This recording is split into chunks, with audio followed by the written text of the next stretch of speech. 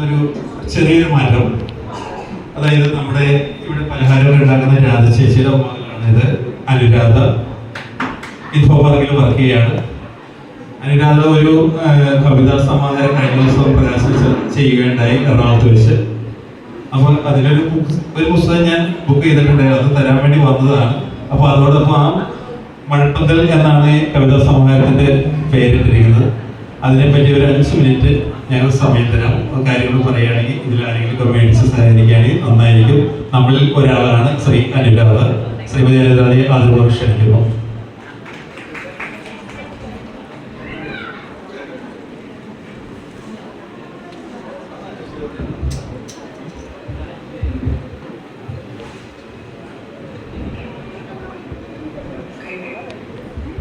നമസ്കാരം.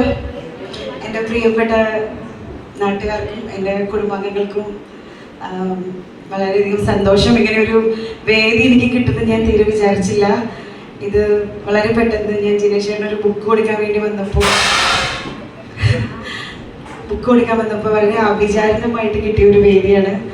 ഇതെൻ്റെ ഒരു വലിയൊരു ഭാഗ്യമായിട്ടാണ് ഞാൻ കാണുന്നത്. കാരണം ഇവിടെ വിശ്വകർമ്മ സഭ ഉണ്ടെങ്കിലും ഞങ്ങൾ ഒരിക്കലും ഇതിൻ്റെ ഭാഗമായിട്ടില്ല.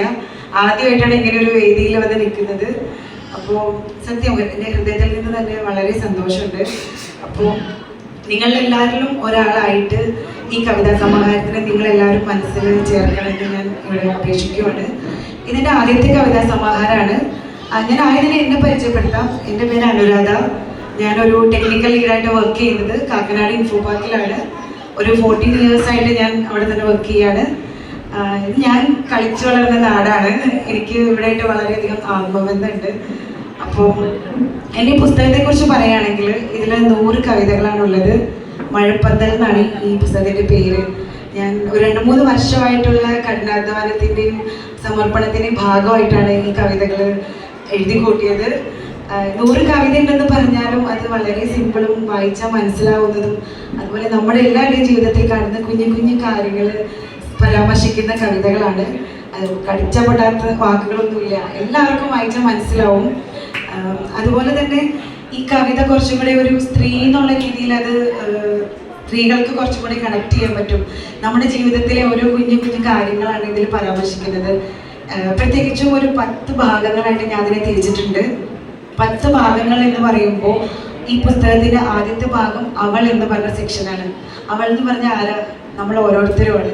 അമ്മ, സഹോദരി, കൂട്ടുകാരി, അങ്ങനെ അവളായിട്ടുള്ള പലവിധ ഭാവങ്ങളാണ് ആദ്യത്തെ 10 കവിതകളിൽ ഉൾപ്പെടുന്നത്. രണ്ടാമത്തെ ഭാഗം അവനാണ്. അവൻ എന്ന് പറയുമ്പോൾ അവളിലൂടെയുള്ള അവൻ, നമ്മൾ സ്ത്രീകളിലൂടെ നമ്മൾ അവനെ അല്ലെങ്കിൽ ഒരു പുരുഷ ഭാവത്തിനെ കണ്ട് തിരിച്ചറിയുകയാണ്. അതാണ് അവൻ എന്ന് പറയുന്നത്.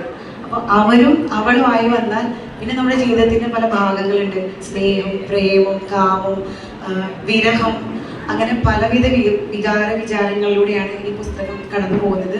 ഒടുവിൽ ഇത് ഭൂമി അഥവാ ഉലകം എന്നൊരു ഭാഗത്തിലാണ് അവസാനിക്കുന്നത്.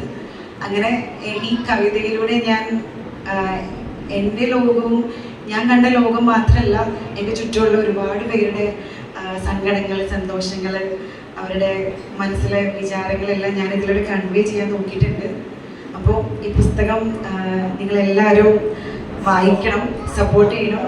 എല്ലാവിധ സ്നേഹവും ഉണ്ടാവണം. Thank you.